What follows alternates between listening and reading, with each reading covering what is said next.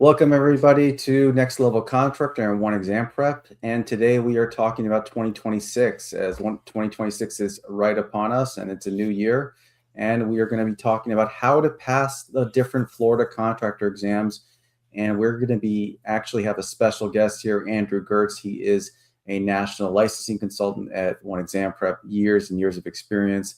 He is the guy to talk to if you have questions about passing your contractor exam in Florida in 2026 and beyond. So, Andrew, welcome to the Thank show. you. Thank you, Noah. Thank you for having me. Happy to be here. Great, great. Well, we're excited to have you here, and we're excited to talk about really important things. Florida is booming, and we want to keep the progress going for everybody and make sure it's easy for them to pass exams. So let's get right into it and talk about business and finance exams. So let's talk about first, highlighting and tabbing your books. So first of all, can you break down, the business exam specifically in Florida? Right. So, business and finance exam, 120 questions, 6.5 hours, multiple choice, open book exam. Anybody going for any construction license, whether it's Division One or Division Two, you have to take this exam. I always recommend to my students get this one done, get it out of the way for two reasons. One, in general, for most folks, the subject matter for the business and finance exam is going to be a little less familiar to them than what they'll see on their trade exams.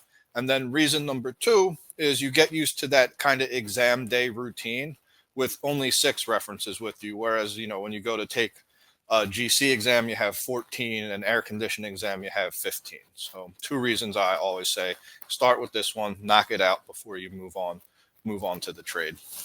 Okay, so tell us about highlighting and tapping your books. Why is that important, and specifically business and finance exam? Right. So nobody knows the exact questions you're going to see on the exam. All we know about the exam is the scope. We know what percentage of the exam is devoted to specific subject areas, and you're timed. You have just about 3 minutes a question on the exam. So the highlighting and tabbing of the books, it does two things. It's specific to your exam scope, right? So you know where these tabs are, where these highlights are. This is commonly referenced pertinent information on my exam. That's number one.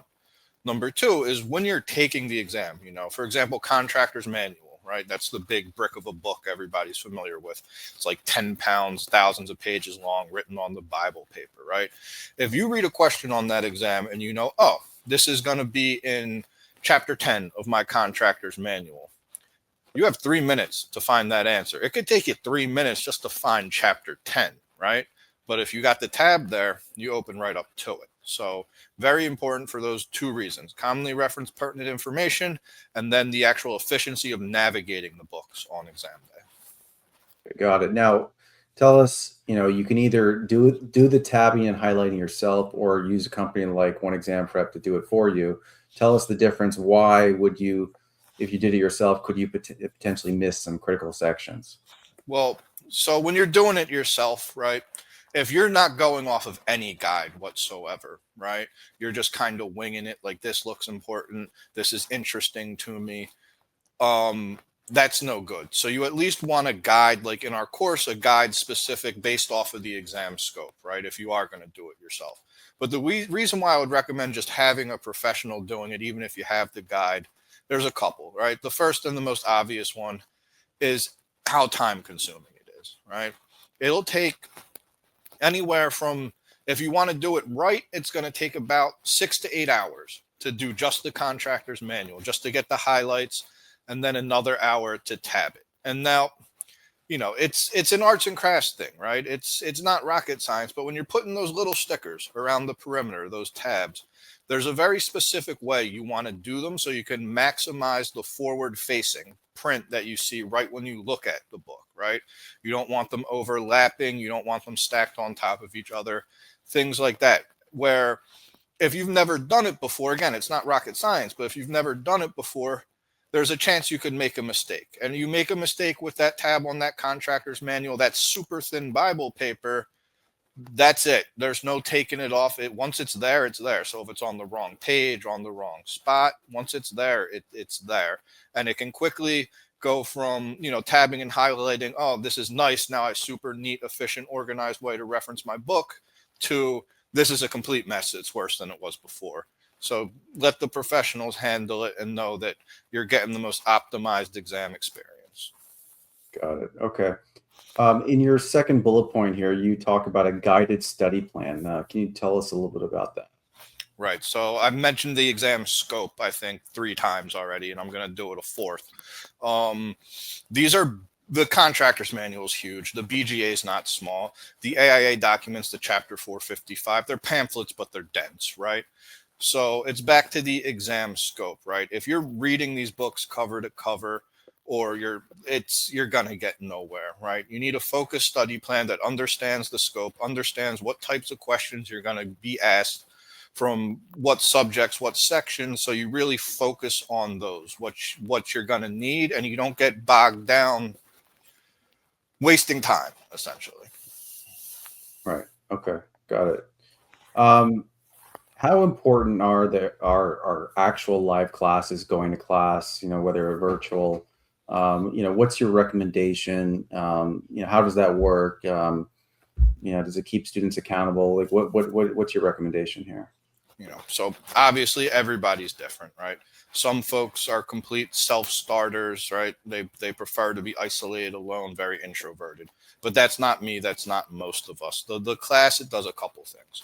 One, you get that one-on-one instructor interaction, that instructor feedback. So if you're having difficulty with subject matter, or you're having difficulty with how a question is worded, things like that, the instructor's there to assist you with that. That's number one. Number two is the accountability. These classes, they're participatory. You're going to build relationships in class. You're going to make friends in class, right?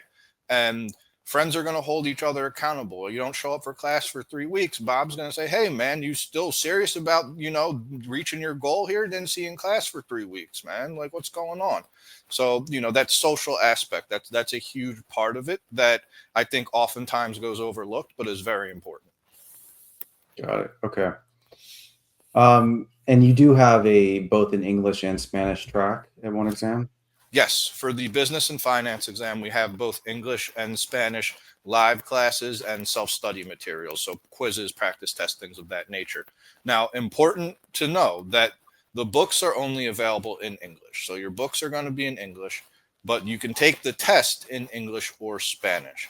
So whichever language you're more comfortable in, especially for the business exam, which again is generally for most of the folks, it's the subject matter they're not as comfortable with. I would strongly recommend taking the class in the language that you are most comfortable with. Got it. Okay. Talking about your exam simulators, how closely do they replicate, Pearson, the timing, the question style? So our instructors, we have a team of instructors and we have a full-time team of content folks who this is what they do. They make sure that simulator is laser focused in, again, back to that exam scope, right? They make sure that when you're taking our simulator, right, if 20% of the questions on your test are going to be, safety OSHA type questions, then you're getting those in the simulator and they're hitting the subtopics as well. When you look at that exam scope, it tells you 20% on safety, and then it gives you like the safety subtopics. And our content team, our instructors, they take a lot of pride in making sure that they hit all those areas. So you're getting the most comprehensive experience possible. Now, it won't be the exact questions. We can't say you'll see the exact questions because they change them quite often. And it's actually a felony to try and, reproduce those tests, to like steal the test questions essentially. So we don't do that, but we take the information that is available and our experts do a great job with it. And it's timed. We time it just like how you're timed on the test. And each time you do the simulator, you get the same number of questions you're going to get on the test. So we get it as close to the real thing as possible. I know our head instructor, Wallace, in our business finance class that he runs, he'll tell the students, if you're taking our simulators and now you need a 70% to pass the real thing, right? But if Wallace will tell you, if you're taking our simulators and you're doing 80% or better every time, and it's pretty easy for you, you're going through it at a pretty good pace, that's a sign you're ready. Go test with confidence, expect to pass the exam. Okay, great. You mentioned here 60 hours of study on average. It's a pretty specific number. What's your, why is that the magic number? So again, everybody is going to be different, right? But if anybody gives 60 hours to our program, they will pass. Now, how do we get to that 60-hour number? Well, it's based on studying 4 nights a week, hour and a half a night. Excuse me, 3 nights a week, hour and a half a night, and a fourth night either attending a live class or watching a recording of a previous class. If it doesn't work with your schedule, we have the class recordings for you. And doing that for about 5 to 6 weeks, that's how you end up on that 60, right? If anybody does that, everybody from my 12-year-old little cousin, she's a cheerleader, probably never picked up a hammer in her life, to one of these guys who we work with on a regular basis, who you drop them off in the woods with a hatchet and you come back and you got a six bathroom house with indoor plumbing, right? Anybody will, if they hit that 60-hour mark, anybody's going to pass that exam. Mhm. Of course, everybody's different, right? Some folks Right. might not need that much, but anybody who hits that 60, they'll pass. Okay. Before we move on from the business exam, you know, what what's your experience with the people who try to do kind of the DIY, do-it-yourself version versus having someone hold them accountable? What's your experience with seeing what the results from that? Okay. Well, I'm not going to lie to you. A portion of those folks, they are successful. They are. But I'll tell you what, the majority of folks who I speak to, and they're like, oh no, I just need the books. I'll figure it out. I'm a good test taker. I did very well in college, what have you. A portion of them, they do just fine. They call me, hey, I passed. I'm ready for application assistance, right? But the majority, they will call me back and they'll be like, hey man, my test is coming up. I'm getting kind of nervous. What type of materials do you have to prepare me? Right? That's best case scenario. Or the worst case scenario is, you get the call like, hey man, I took that test. I could not believe how hard it was. They word those questions so oddly, like things you never thought about before, things I didn't think were important. I was studying complete wrong thing. I should have listened to you when we spoke the first time, right? That unfortunately is the majority of folks. It's not impossible to do it yourself, and it can be done. I've seen it done. It happens. But the overwhelming of majority of folks, you will want some kind of structured course to prepare you. Got it. Okay, great.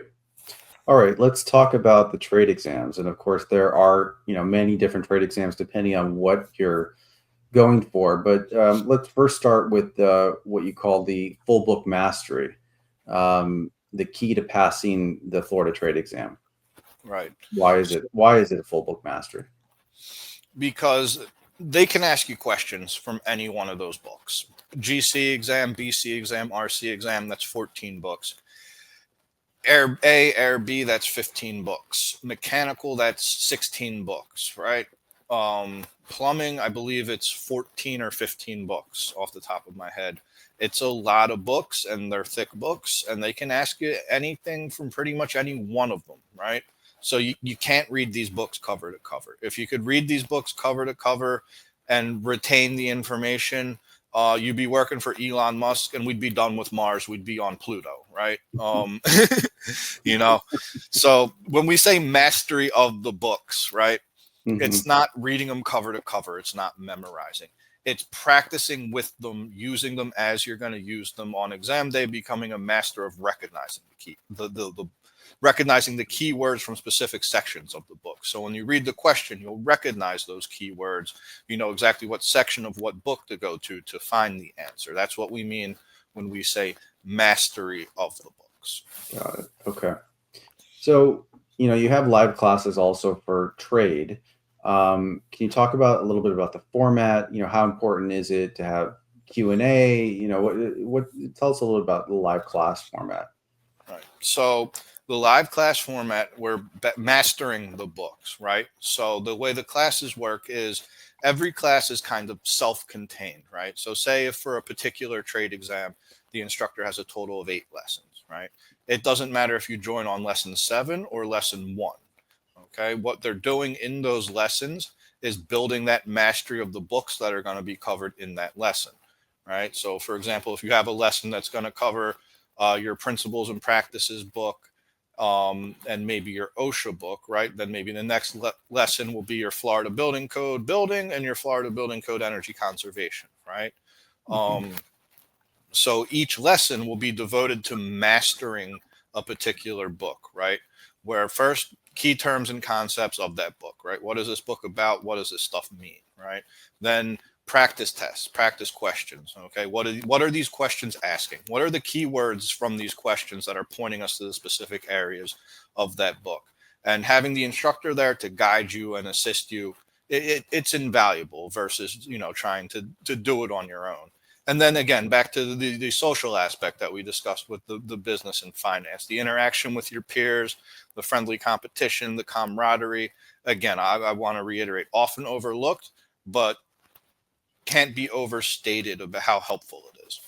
Mhm. Okay. What makes the trade-specific simulators, so important for passing? So it's going to be very similar again to the business and finance, right? They're laser focused in on your exam scope. Um, So you're getting as close to the real thing as possible. Again, our content team, our instructors, this is something that they take a tremendous amount of pride in, and they work nonstop to make them as good as they possibly can be. And then same thing, you're going to be graded like the real thing, timed like the real thing, right? So, especially very important on the trade exam, it's going to allow you to practice with your test taking technique. Okay. It's one thing like, yeah, I know the key words, right? I know what information's in what book, right? You still have just 3 minutes a question. And now you got 5 binders and 9 other books in front of you. So that's strategy, right? How are you organizing yourself to be able to, if you read the question and that's OSHA book question, right? You better have a system for how to get to your OSHA book, right? You got 5 binders, 9 other books. So all of that very important. Mhm. Okay. So you mentioned 60 hours in business. You're saying 60 hours again in trade, but can you break down the 60 hours for us? What, between drills, simulators, classes, what do you recommend? Right. So very similar to the business. And I know folks are listening, and at this point they might be like, "Oh, this guy's crazy, contradicting himself." Business exam, 6 books, 60 hours. Trade exam, over 10 books, 60 hours. Why is it the same, right? Well, there's a couple reasons for that, right? One, again, generally speaking, the trade exam is what is most folks' wheelhouse, their day to day. So the subject matter they're much more comfortable with, right? That was reason number one. And then reason number two is you already have that experience. Now you're a veteran of this game. You already passed business exam, right? You already took the test. You already mastered these 6 books over here. So you kind of already know what's going on. So now when it comes to your training with your trade books, you're much more efficient. Okay. But the Mhm. 60 hours, it breaks down much the same, right? I'm talking 4 nights a week, 3 of those nights, hour and a half, practicing on your own with the quizzes, right? The test taking techniques, the exam simulators, and that fourth night watching or attending class. All right. Okay.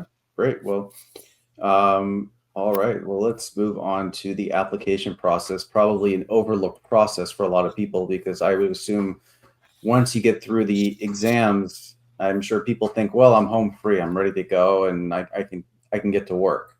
So tell us, why is this process so critical? Right. So just want to step back for a second. Hmm. And when you're going through this licensing process, what you're really doing is you're investing in your future, right? Whether you're building the business from scratch, right? And this is what you want to do for yourself, your family, your legacy, or if the business is already established, right? And you have jobs you're missing out on, right? The bottom line is the license is going to lead to a higher level of income. So the application, after you've invested all of that time and energy and blood, sweat, tears into passing those exams, the application isn't something you want to get stuck in a back and forth with the state on. It's not something you want to guess on. It's very important that it's filled out accurately and completely the first time, right? Because this is the thing. I'm sure Noah, you've been to the DMV, right? We've all dealt with Hmm. various bureaucracies, state government, local government. The more variables you give them, the more likely they are to lose something, right? The more likely they are to not understand something, right? Mhm. So when you're preparing the application, right, you want it perfect the first time, because let's say there's something wrong with it, right? Let's say, you know, you forgot to use the word supervisory, or foreman as you're just when you're describing your experience. So you get deficiency letter. You never said, you don't have supervisory experience, right? And just because you left the word out, right? It's the only reason you got the letter. You just have to put the word in. No big deal. Best case scenario, you rewrite the experience with the word you absentmindedly left out as you were preparing it. The state gets it. State says, okay, good. Maybe it pushed you back a week or two, right? But what happens, I want to say more often than you would think, but again, we're all used to the DMV. We're all used to, Mhm. dealing with the government, right? What Right. happens is they find that deficiency, they send you the letter, you answer it, and now they're having a difficult time locating your application again, right? Because now it moved piles. Now it's over here. The second thing is when you're wording that experience, right? You have to hit the boxes that the state wants you to hit, but you got to the people at the state, they work very hard, right? But you can assume that there's a great term actually in the NASCA business law book, right, about when you're preparing contracts, right? You got to use layman's terms, right?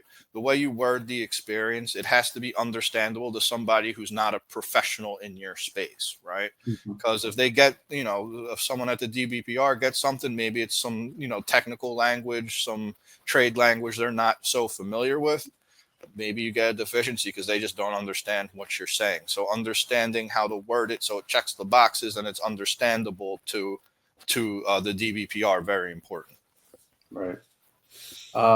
So, what are some of the most common documents that people miss when sending their application? What do you see?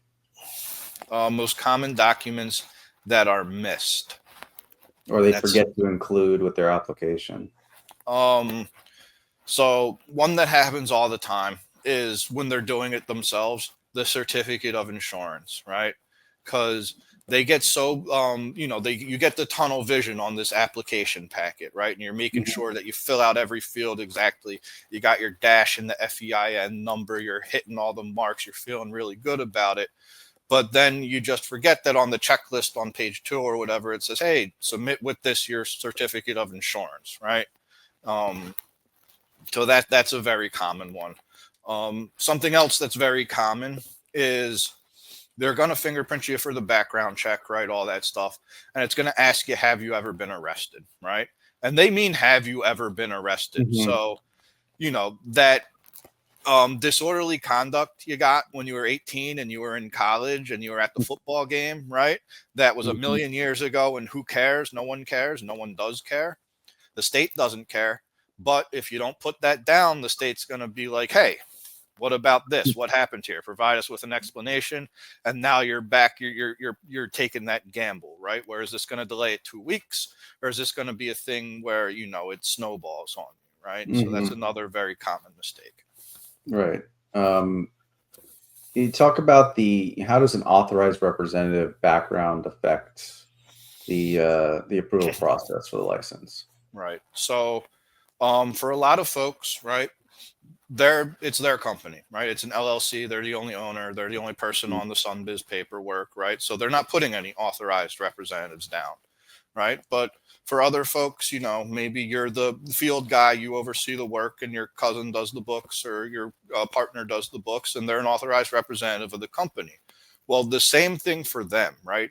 Even though the application, it's mostly about you, when you're qualifying that business, it's also about the business. So the same thing applies. If they were 18, got a disorderly conduct at the college football game, right? And they didn't tell you about that and you didn't disclose it on the application, well, now you're in the same boat, right? So the important thing is to get it right that first time and don't give the state any opportunity to delay you at all.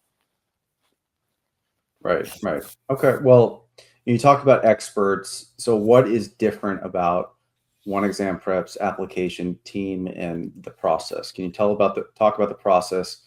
What's different and what someone would experience if they're actually using one exam prep to do the application.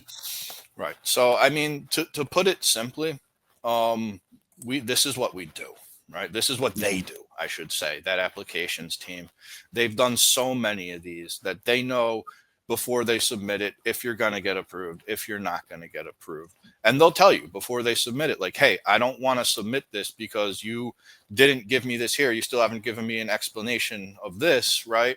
And it's not going to get approved. And they'll submit it if you tell them to, but Mhm. they're not going to want to submit it until it's perfect. They get everything they need from you, right? Right.